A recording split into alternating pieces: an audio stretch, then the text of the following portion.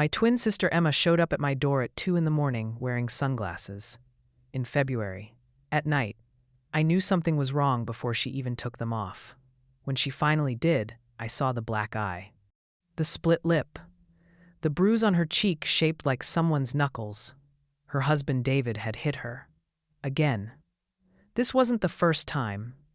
It was maybe the 5th time in the past year. Each time she would make excuses. She fell down the stairs. She walked into a door. She tripped over the dog. All lies. All protecting him. All pretending everything was fine. But this time was different. This time she came to me. This time she was done making excuses. We're identical twins. Emma and I. 50 years old and still looking exactly the same. Same height. Same weight. Same hair. Same face. Same everything. The only way people could tell us apart was our personalities. Emma was quiet, soft-spoken, always trying to please everyone. And I was the opposite. Loud, opinionated, never afraid to speak my mind. Growing up, we used to switch places all the time. Play pranks on teachers, confuse our parents, take each other's tests. It was fun, harmless, just silly twin stuff. But now, sitting in my kitchen at 2 in the morning, looking at my sister's bruised face, I had a different idea, a much darker idea. An idea that would make David's life absolute hell. What if we switched places? What if I became Emma, and Emma became me? What if I went back to her house and dealt with David? What if I showed him what it felt like to be on the receiving end of that anger? I suggested it to Emma. She looked at me like I was crazy. Jenna, no, you can't. He's dangerous. So are we. We're not 20 anymore. We're 50. We've been through divorces and deaths and cancer scares. We've raised kids, buried parents, survived things he couldn't imagine. I'm not scared of him. But what would you even do? I'd make his life miserable. Make him think, Emma finally snapped. Make him scared. Make him feel what you've been feeling for years. She was quiet for a long time, just staring at her coffee. Then she looked up at me with tears in her eyes. Okay, let's do it. The plan was simple. Emma would stay at my house, pretend to be me, go to my job at the library, live my life, and I would go to her house, pretend to be her, deal with David, and make him pay for every time he laid a hand on my sister. We spent the next 2 days preparing.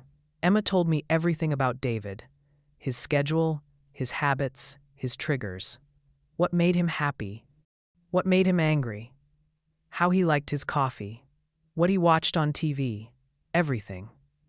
She also told me about the abuse, how it started small, controlling what she wore, who she talked to, where she went. Then it escalated, yelling, throwing things, pushing, and finally hitting. The first time he hit her was 3 years ago, slapped her across the face for talking back. She stayed. Thought it was a one-time thing. Thought he would change, but he didn't. It got worse. More frequent, more violent. And she felt trapped, scared, alone. My anger grew with every story. This man had been hurting my sister, my twin, my other half, the person I shared a womb with, for 3 years, and I was going to make him pay. On the 3rd day, I went to Emma's house. She had texted David saying she was at her sister's house and would be back that evening. So he was expecting her, expecting Emma. Quiet, submissive Emma. Instead, he was getting me. And I was ready. I pulled into the driveway at 6 o'clock. The house was nice, a 3-bedroom in the suburbs, white picket fence, flowers in the garden. It looked perfect from the outside. Like a happy family lived there. But I knew better. I knew what happened behind those closed doors. David's car was already there. He was home from work. I took a deep breath, put on Emma's wedding ring, and walked inside. He was in the living room watching TV. Didn't even look up when I came in. About time. I'm starving. What's for dinner? That was it. No hello. No, how are you? No, I'm glad you're home. Just a demand for food, like Emma was his servant instead of his wife. This was going to be easier than I thought. I didn't answer him, just walked past him into the kitchen, started opening cabinets, slamming them shut, making noise.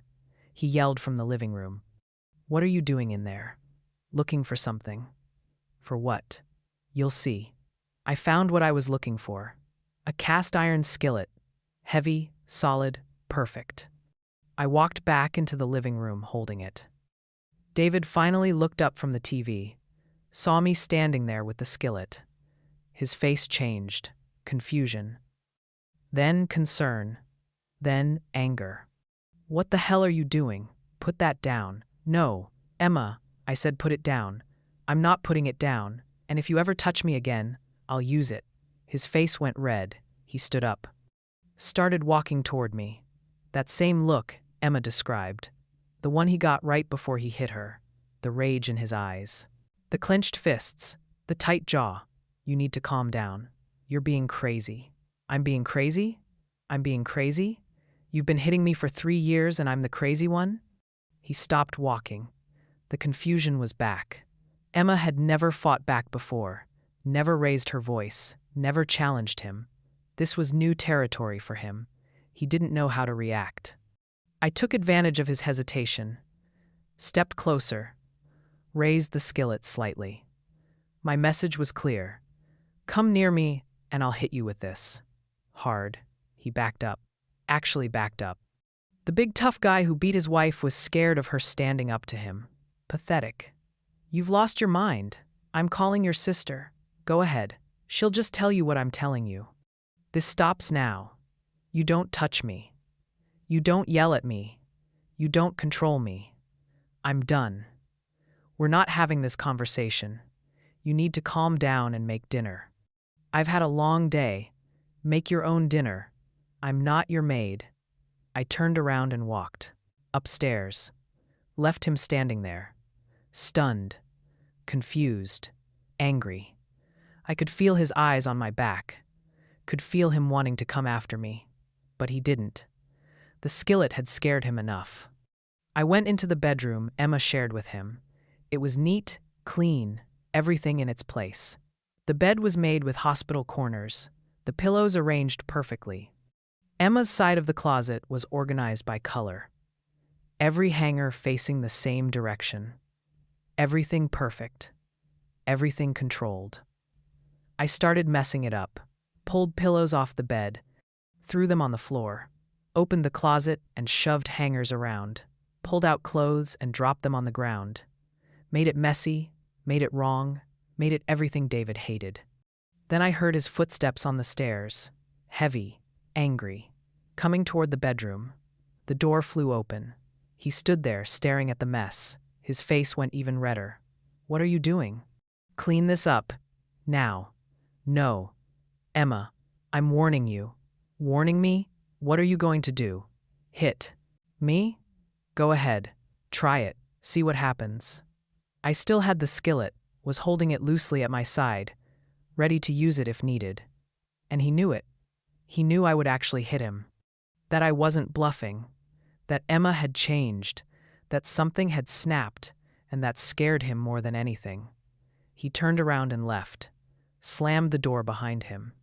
I heard him stomping back downstairs, heard the front door open and close, his car starting, driving away. I had won round one. I texted Emma, told her what happened. She was worried. Said David would probably call her. Sure enough, 5 minutes later, my phone rang. David's name on the screen. I answered.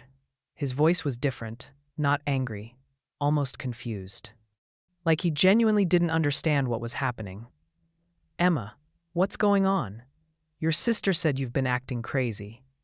I played my part. Acted like Emma talking to David.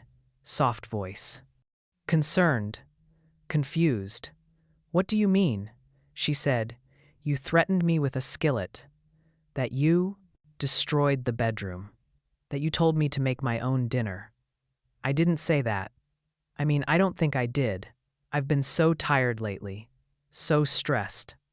Maybe I'm losing it. You need to come home. We need to talk about this. I can't. I need some time. I need to think. Think about what? About us. About our marriage. About everything.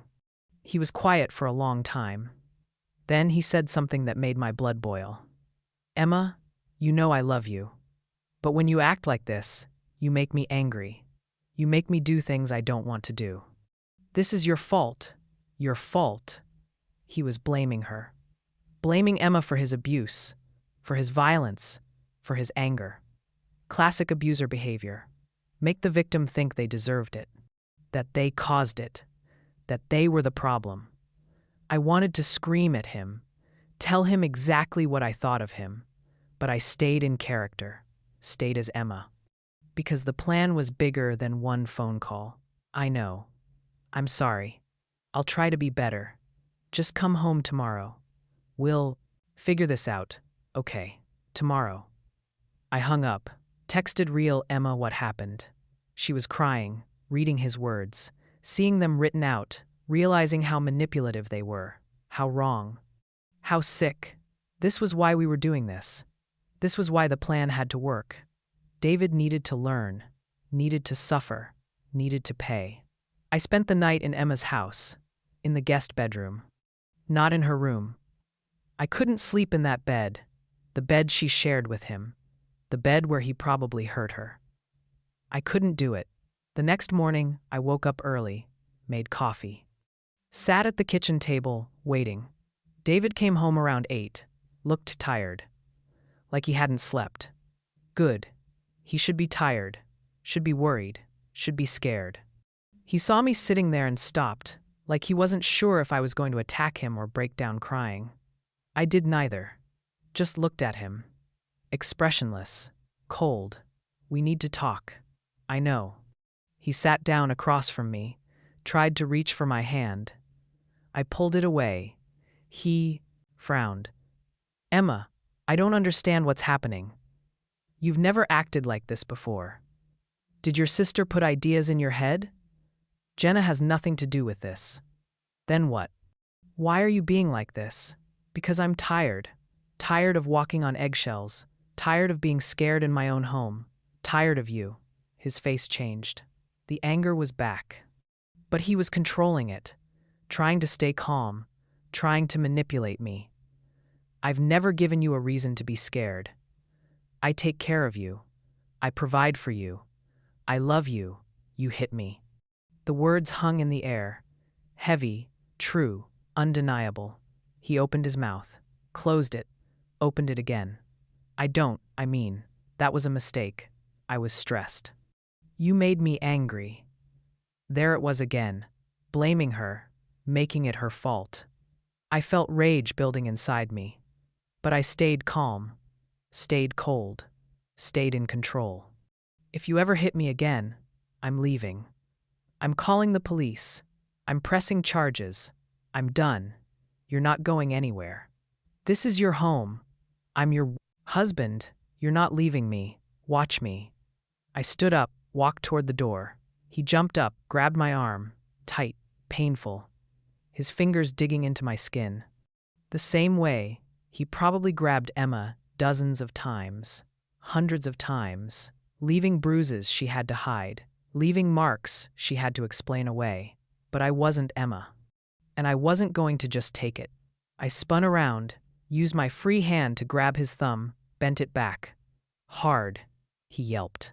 Let go of my arm, stumbled backward, shocked, hurt, confused. Don't ever touch me like that again. I walked out, got in the car, drove away, left him standing there holding his hand, probably wondering what the hell just happened to his wife. Why? She was suddenly so different, so strong, so willing to fight back. This was just the beginning. I was going to make his life hell. And he was going to learn what it felt like to be scared in your own home, to not know when the next attack was coming, to feel helpless, to feel trapped. Emma and I kept the switch going for 2 weeks. I would go to the house during the day, mess with David, challenge him, stand up to him. make him second-guess everything. Then I'd leave before it escalated too far, before he could hurt me like he hurt Emma. I started doing little things, things that would drive him crazy. I'd move his stuff, put his keys in different places, change the TV channels he had saved, delete his recordings, rearrange his tools in the garage. Small things, annoying things. Things that made him feel like he was losing control of his own home. He started getting paranoid, angry, frustrated. He'd call Emma's phone, my phone, screaming about how I was making him crazy, how I was doing things on purpose, how I needed to stop. But when I got home, I'd act innocent, confused, say I didn't do anything. That maybe he was imagining things, that maybe he was the one losing it. Gaslighting, that's what he had done to Emma for years. Made her question her own reality, her own memory, her own sanity. Now I was doing it to him, and he hated it. Hated feeling out of control. Hated not knowing what was real and what wasn't. Emma was staying at my house, living my life. She got her hair cut different, started wearing different clothes, started acting more like herself, more confident, more happy, more free. She even started laughing again, real laughs. Not the fake ones she did around David, but genuine joy. We'd talk every night about the plan, about what I did that day, about how David reacted, about how much longer we should keep it going. We decided 1 month of making him suffer, of making him feel what Emma felt. Then we'd reveal the truth, and Emma would divorce him. And I'd testify about everything if needed. But then something happened, something we didn't plan for, something that changed everything. I was at the house making dinner. David was at work. I was alone, going through the motions, playing the part. When I heard the front door open, David never came home early. He was obsessive about his schedule. Work until 5:30, home by 6, dinner at 6:30, TV until 9, bed by 10, every single day. But it was only 4 o'clock, and he was home. I heard his footsteps, heavy, uneven, like he was drunk, or angry, or both. I grabbed the kitchen knife I had been using to cut vegetables, just in case, held it behind my back. He walked into the kitchen. His face was red, his tie was loosened. He smelled like alcohol. He had been drinking. At work, or right after. Either way, this was bad. Drunk David was dangerous David. Emma had told me that.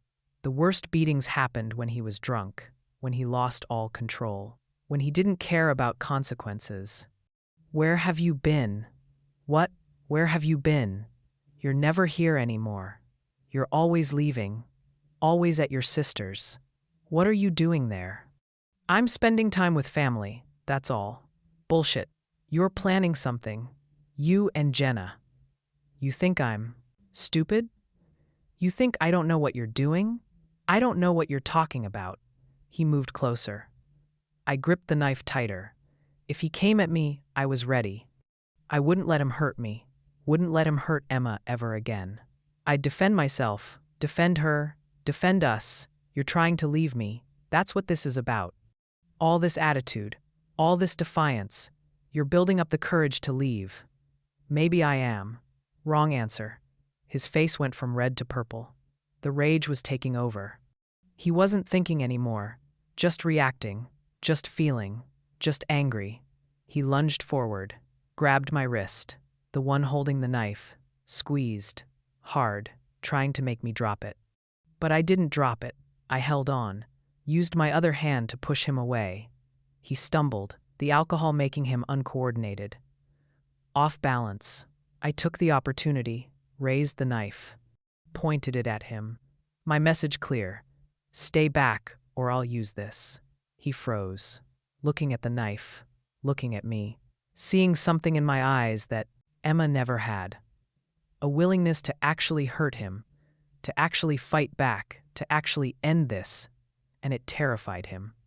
I could see it, the fear in his eyes, the realization that he had pushed too far, that he had underestimated his wife, that he might actually get hurt. Get out. Emma, put the knife down. Let's talk about this. Get out of this house. Now, or I swear to God I'll call the police and tell them everything. Every bruise, every hit, every threat, every moment of abuse. All of it. And you'll go to jail. And everyone will know what you really are. He was shaking. Actually shaking. From rage or fear or both. But he backed up, back toward the door. His eyes never leaving the knife, never leaving my face. Trying to figure out what happened to his wife, why she was so different, so strong, so dangerous. This isn't over. Yes, it is. This is over. I'm done. We're done. I want a divorce. The word hung in the air. Divorce. The thing Emma had been too scared to say for 3 years. Too scared to even think about. The thing David thought he'd never have to hear. Because he thought Emma was trapped. Thought she would never leave. Thought he had complete control. You're not divorcing me. We're married, for better or worse, till death do us part. Remember? I remember. And this is worse. This is the worst it's ever been. So I'm leaving. And you can't stop me. I walked toward the door. He didn't move, didn't try to stop me, just stood there, defeated, angry, confused. I got in the car, drove away, and I didn't look back, didn't second guess, didn't hesitate. It was over. The plan had worked. David had been broken, and Emma was free. I called her immediately, told her what happened. She cried, from relief, from fear, from gratitude, from everything. We decided to end the plan early. No need to wait the full month. Emma filed for divorce the next day, got a restraining order, moved all her stuff out of the house while David was at work, with me there, with the police there, making sure he couldn't hurt her, couldn't stop her, couldn't do anything. David tried to fight it, hired a lawyer, claimed Emma had mental health issues, claimed she was being manipulated by her sister, claimed he was the victim. But Emma had evidence, photos of bruises, doctor's reports, text messages, voicemails, everything documented. Everything saved, everything proving what he really was. An abuser, a monster, a criminal. The divorce was finalized 3 months later. Emma got the house, got half of everything, got her freedom. And David got nothing. No wife, no control, no power, just shame and consequences. And the knowledge that he would never hurt anyone again, because everyone knew now. His family, his friends, his coworkers. Everyone knew what he did, what he was, and he couldn't hide anymore. But the story didn't end there. Because 6 months after the divorce was finalized, David tried to contact us. He'd been quiet during those months, we thought. Maybe he'd moved on, found someone else to control, rebuilt his life somewhere else. But we were wrong. He was just planning, scheming, trying to figure out how to get Emma back. Or get revenge. Or both. It started with emails. To Emma's old email account. The one she'd stopped checking. But I was monitoring it, watching for any sign he was trying to reach her. The first email was apologetic, begging, saying he was sorry, that he'd changed, that he was in therapy, that he wanted another chance. Emma didn't respond, didn't even read it. I read it to her. She said no, absolutely not. She was done, forever. So I blocked that email address. Then the texts started, to Emma's phone, different number. He must have gotten a new phone, new number, trying to get around the restraining order. The texts were similar to the emails. Sorry, changed. Want another chance. Love you. Miss you. Please respond. We documented everything. Forwarded it all to Emma's lawyer, to the police. Violations of the restraining order. Each one making his legal situation worse. But he didn't stop. The messages got more frequent, more desperate, more angry. The apologetic tone disappeared, replaced with threats, with blame, with rage. You ruined my life, you and your bitch sister. You destroyed everything. I lost my job, my friends, my reputation. All because you're a liar. All because you made things up. All because you turned everyone against me. Classic abuser mentality. Even after everything. Even after being caught. Even after losing. He still thought he was the victim. Still blamed Emma. Still couldn't take responsibility for his own actions. Emma was scared. Really scared. The restraining order was just paper. If David decided to actually come after her, it wouldn't stop him. So we took precautions. Changed locks. Installed security cameras. Made sure Emma was never alone. I stayed with her most nights. Slept in the guest room. Ready to protect her if needed. Then one night, about 7 months after the divorce, the security cameras caught something. A figure in the driveway. Late at night, 3 in the morning, walking up to the house, trying the door handle. Looking in windows. David. We called the police immediately. They came fast. Caught him still on the property. Arrested him. Charged him with violating the restraining order. With trespassing. David, with stalking. And this time, they took it seriously. This wasn't just documents and phone calls anymore. This was him physically showing up, physically trying to get to Emma, physically threatening her safety. He spent a night in jail, got released on bail. But now he had criminal charges, real consequences. His lawyer told him to stop, to leave Emma alone, to move on with his life. But David's ego couldn't handle it. Couldn't handle losing. Couldn't handle Emma being the one who got away, who stood up to him, who won. So he kept trying. Kept finding ways to reach out. Kept violating the restraining order. Each time getting caught. Each time adding to his charges. Each time making his situation worse. It was like he wanted to destroy himself. Like he couldn't stop even when it was clearly hurting only him. Emma started seeing a therapist. Dealing with the trauma, the PTSD, the anxiety, the fear. She was diagnosed with complex PTSD from years of abuse. Started medication. Started therapy twice a week. Started actually healing instead of just surviving. And through therapy, she realized something important. David's behavior after the divorce proved everything. Proved he was obsessed with control. With power, with winning. He wasn't sorry for hurting her. He was sorry he got caught. Sorry he lost control. Sorry he faced consequences. But not sorry for the actual abuse. That realization helped Emma let go of guilt, let go of any remaining doubt that maybe she should have stayed. Maybe she should have tried harder. Maybe it was partially her fault. Because it wasn't. It never was. David was abusive because David chose to be abusive. And nothing Emma did or didn't do would have changed that. 10 months after the divorce, David's stalking behavior culminated in one final incident. He showed up at Emma's work, at the elementary school where she taught, demanded to see her, started yelling in the hallway, scaring children, scaring teachers, causing a scene. School security called the police. David was arrested again, this time with multiple witnesses, with video footage, with undeniable evidence of his unstable, threatening behavior. And this time, the judge had enough. No more bail. David sat in jail waiting for trial. And at trial, he was sentenced to 2 years in prison for stalking, violating restraining orders, and threatening behavior. 2 years.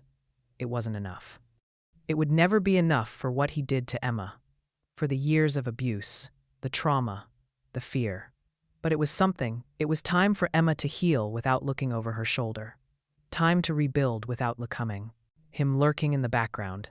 Time to be free. Really, truly free.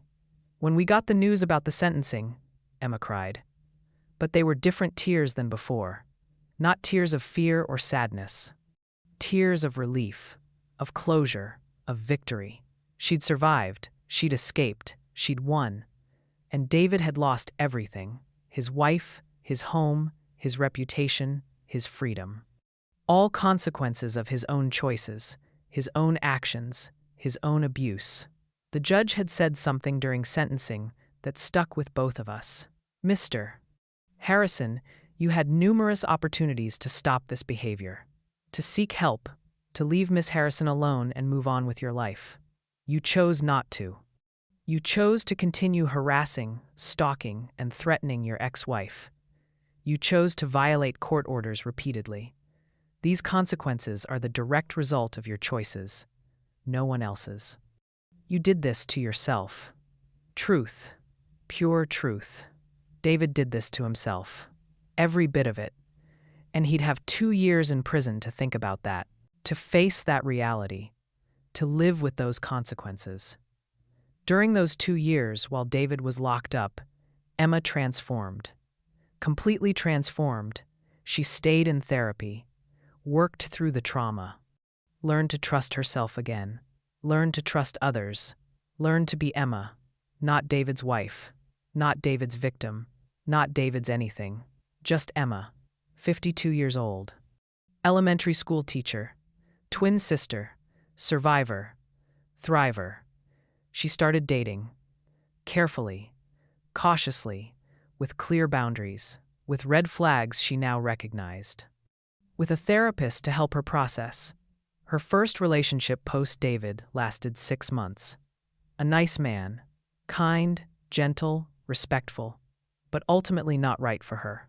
They ended things amicably, stayed friends. And Emma felt proud she could have a healthy relationship, even if it didn't last forever. Proud she could end it without drama, without abuse, without fear. Her second relationship was better. A man named Thomas, also a teacher, also divorced, also healing from a difficult past. They understood each other, moved slowly, built something genuine, something healthy, something real.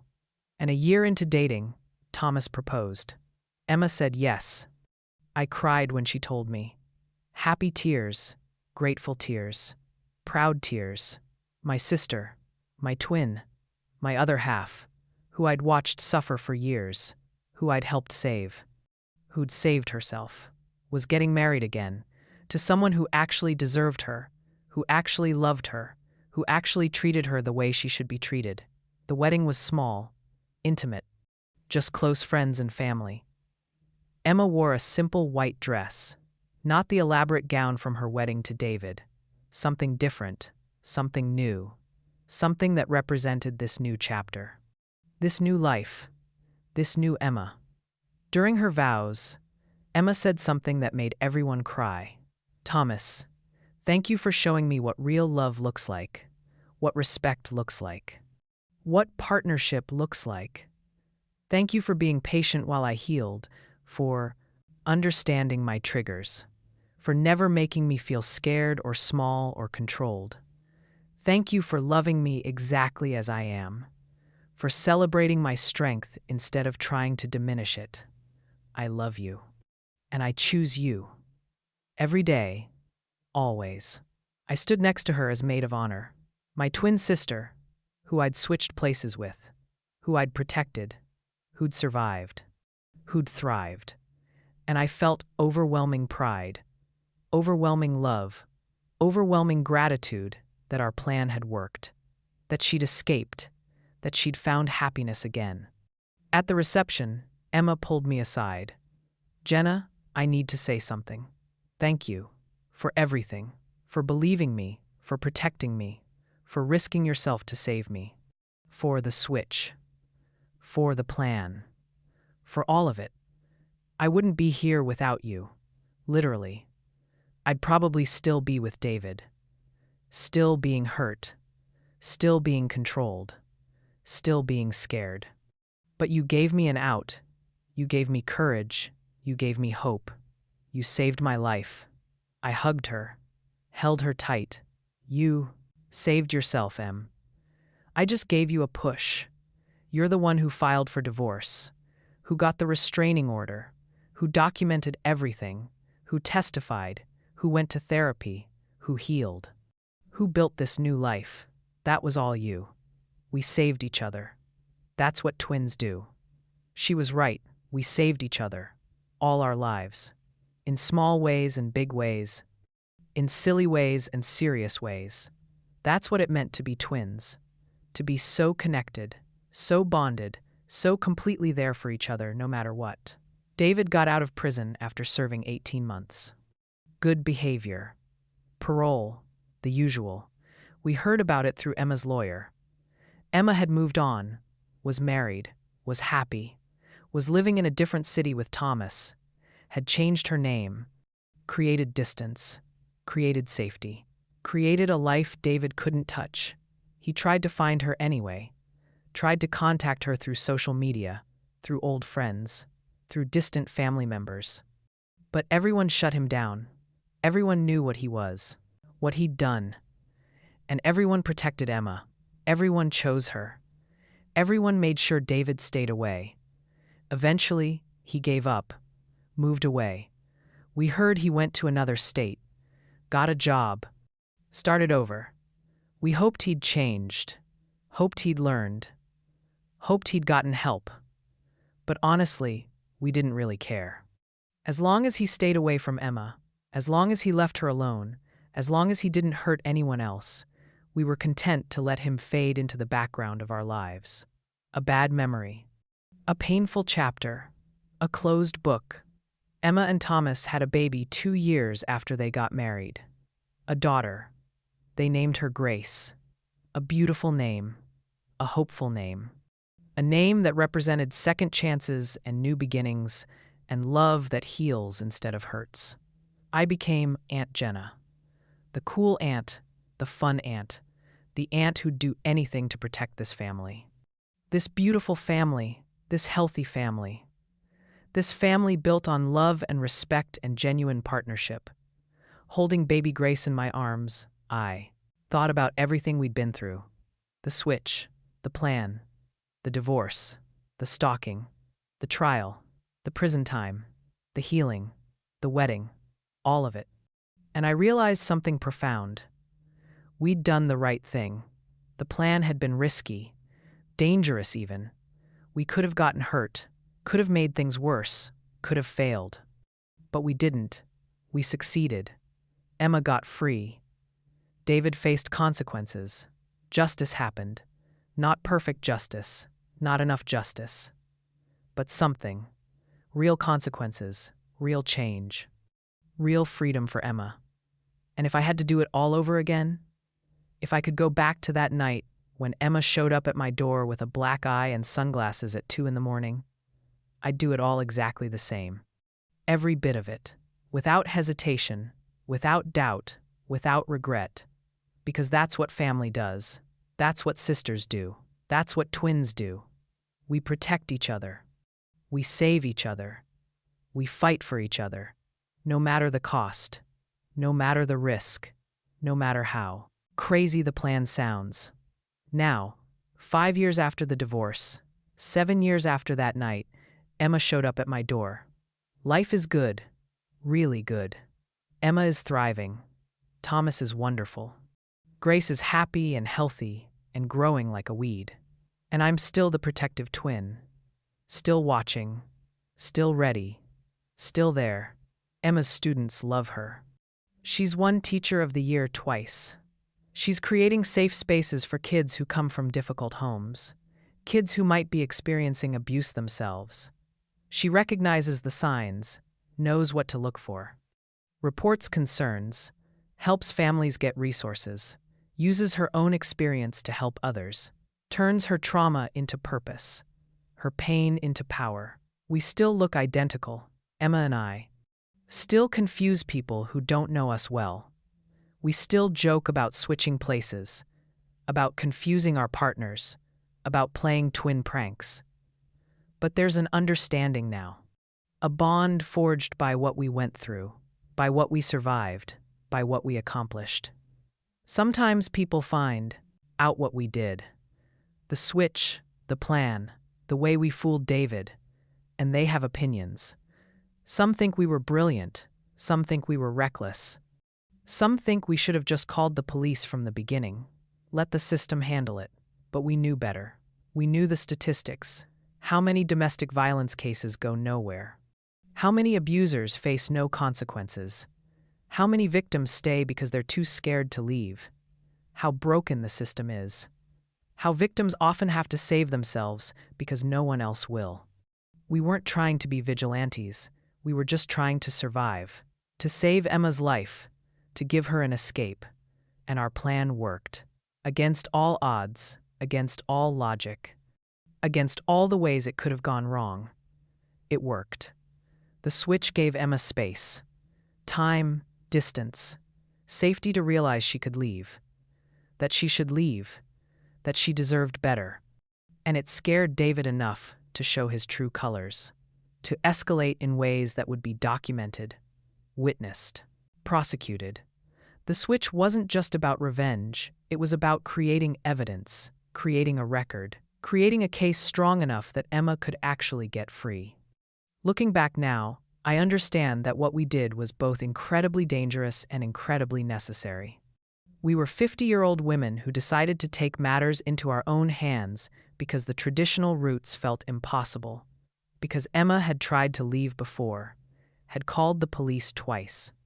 Both times, David talked his way out of it, convinced them Emma was overreacting, that they'd just had an argument, that he'd never actually hurt her. And both times, after the police left, he made her pay for calling them, made her regret reaching out for help, made her more afraid than ever. So when Emma showed up at my door that night, we both knew. We knew the police weren't enough. The system wasn't enough. We needed something different, something unexpected, something that would throw David off balance enough that Emma could escape. And it worked. The switch confused him, scared him, made him paranoid, made him sloppy, made him show his true nature in ways that couldn't be denied. The threatening texts, the showing up at her work, the violating restraining orders, all of it documented, all of it witnessed, all of it prosecutable. Was it risky? Absolutely. Could I have gotten hurt? Definitely. Do I regret it? Not for a second. Now, when I visit Emma and Thomas and Grace, when I see them in their beautiful home filled with laughter and love and safety, I know it was worth it. Every scary moment, every calculated risk, every time I stood up to David pretending to be Emma, worth it. Grace is 5 now. She knows me as Aunt Jenna, the aunt who looks exactly like Mommy. She thinks it's magic, that we're magic. And maybe we are. Maybe the bond between twins is a kind of magic. The way we can read each other, finish each other's sentences, know what the other is thinking, feel what the other is feeling. That connection saved Emma's life. Because I knew. Even before she showed up at my door that night, I knew something was wrong. Had known for months, years even, saw it in her eyes. In the way she moved, in the things she didn't say, in the excuses she made. And when she finally came to me, I was ready. Had been thinking about what to do, how to help, how to save her. The switch was crazy, dangerous, unorthodox. But it was also brilliant, creative, unexpected, and most importantly, it worked. Emma got free. David faced consequences. Justice was served. Not perfectly, not completely, but enough. Enough that Emma could heal, could move on, could build a new life. And now that life is beautiful. Emma teaches. Thomas coaches high school basketball. Grace goes to kindergarten and loves art and has Emma's kind heart and Thomas's infectious laugh. They have a dog named Buddy, a cat named Whiskers, a house with a white picket fence and a garden and neighbors who actually are the nice people they appear to be. It's the life Emma always deserved, the life David tried to take from her, the life she fought for, the life we fought for together. People ask me if I ever worry David will come back, will try something again, will hurt Emma or her family. And honestly, no, I don't worry, because David learned his lesson. Prison changed him, or scared him, or broke him, Whatever happened, he stays away. Hasn't contacted Emma in years, lives in another state, has his own life. And that's fine. As long as that life stays far away from Emma. But if he ever did come back, if he ever tried anything, he'd have to deal with me. And Thomas? And Emma herself, who is no longer the scared, submissive woman she was 7 years ago. Emma now knows self-defense, knows her rights, knows her worth. Would call the police immediately. Would protect herself and her family. Would never let anyone hurt her again. That's the real victory. Not that David went to prison, not that we pulled off the switch, but that Emma transformed, healed, became the strong, confident, happy person she was always meant to be. Prison was just the catalyst, the space she needed to do the real work, the hard work, the internal work of healing from trauma. Her therapist once told her something profound. You can't heal in the environment where you got sick. Emma needed to leave David. Needed distance, needed safety, needed space to breathe and think and feel without fear. The switch gave her that space. The divorce made it permanent. The restraining order and David's prison time gave her the safety to actually heal instead of just survive. And heal she did. Through therapy, through support groups for domestic violence survivors, through medication when needed, through time and patience and hard work, Emma healed. And watching her heal, watching her transform, watching her reclaim her life, that was the most rewarding experience of my life. I'm 60 years old now. Emma is 60. We're not young anymore. But we're alive. We're healthy. We're happy. We're together. And we have stories to tell. Stories that might help someone else. Someone in Emma's old situation. Someone who thinks they can't leave, can't escape, can't survive. You can. You absolutely can. It won't be easy. It won't be quick. It won't be simple, but it's possible, and it's worth it. Life on the other side of abuse is beautiful, peaceful, joyful, everything you deserve. Emma speaks now. At domestic violence awareness events, at women's shelters, at schools, she tells her story. Not to shame David, not to get revenge, but to help others, to show them it's possible, to give them hope, to let them know they're not alone. And sometimes, after these talks, women come up to Emma. With bruises they try to hide, with stories they're scared to tell, with questions about how to leave, how to survive, how to start over. And Emma helps them, gives them resources, gives them hope, gives them the same thing I gave her that night 7 years ago. A way out. That's Emma's purpose now. Helping other women escape, survive, thrive, using her pain for good, using her experience to save lives. And she's saved dozens, maybe hundreds. Women who heard her speak, got the courage to leave, started over, built new lives, found safety, found happiness, found themselves. And that's the legacy of what we did. Not just saving Emma, but saving all the women Emma has gone on to help. All the lives touched by her story. All the families spared from violence because one woman found the courage to leave and then helped others do the same. Sometimes I think about that night. Emma at my door at 2 a.m, sunglasses in February. The black eye, the split lip, the bruise shaped like knuckles. And I think about all the things that could have gone wrong, all the ways the plan could have failed. All the ways we could have gotten hurt or killed or ended up making things worse. But we didn't. We succeeded. Against the odds, against logic, against everything that should have stopped us, we succeeded. And now, 10 years later, 15 years later, when I'm old and Emma's old and we're sitting on her porch watching Grace play in the yard, I'll remember. I'll remember the switch. The plan, the fear, the risk, the courage, the victory. And I'll know we did the right thing, the only thing we could do. The thing that saved my sister's life. Because that's what family does. That's what sisters do. That's what twins do. We protect each other. We save each other. we fight for each other. With everything we have, with every ounce of courage we can muster, with every creative solution we can devise, we save each other. Emma and I are more than twins. We're survivors, we're fighters. We're proof that women can save themselves, can outsmart abusers, can create their own justice when the system fails, can transform trauma into purpose, can heal from the worst experiences, can build beautiful lives from the ashes of terrible ones. We switched places, fooled an abuser, saved a life, changed everything, and we do it again in a heartbeat. Because love is stronger than fear. Sisterhood is stronger than abuse. And two 50-year-old identical twins who refuse to let a bully win are a force you don't want to mess with. David learned that the hard way. And Emma learned something too.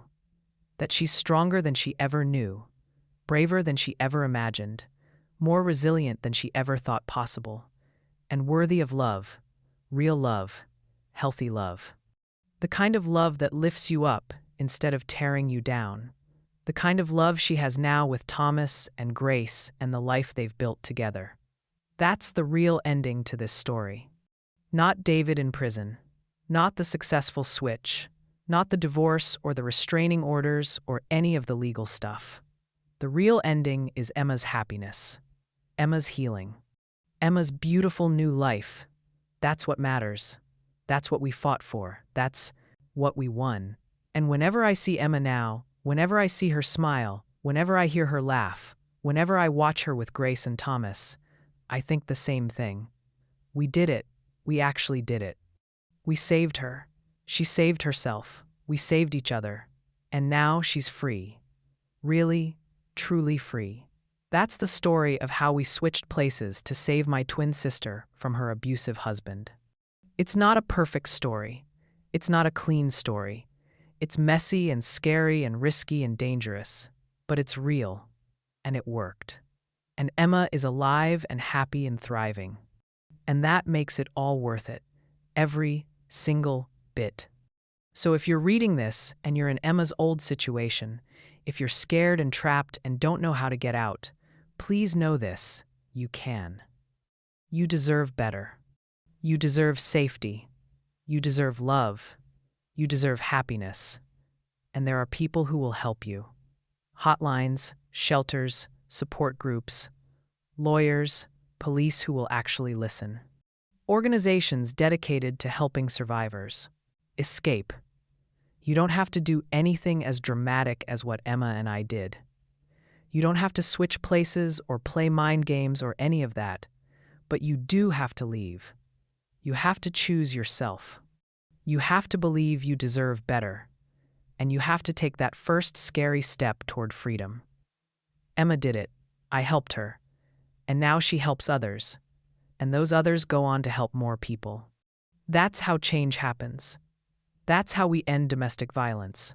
One survivor at a time, one escape at a time, one new life at a time. If Emma's story helps even one person leave an abusive relationship, then sharing it was worth it. If our plan inspires even one person to fight back, to stand up, to refuse to be a victim anymore, then the risks we took were justified. If our experience gives even one person hope, then everything we went through had meaning. That's what this story is really about. Not revenge, not justice, not even the switch itself. It's about hope, it's about survival, it's about the power of sisterhood and family, and refusing to give up on the people you love. It's about taking risks when necessary, being creative when traditional methods fail, and never, ever accepting that abuse is just something you have to live with. You don't. You never did. You never will. Abuse is a choice the abuser makes, not something the victim causes, not something anyone deserves, not something that should be tolerated or excused or hidden. Emma knows that now, teaches that now, lives that now. And every day she's alive and happy and free is a victory. Over David, over abuse, over fear, over trauma, over everything that tried to destroy her but failed. We switched places with my bruised twin sister and made her husband's life a living hell. And we'd do it all over again, every time, without hesitation, without question, without regret. Because that's what love does, that's what family does, that's what twins do. We save each other, always. I subscribe for more stories like this.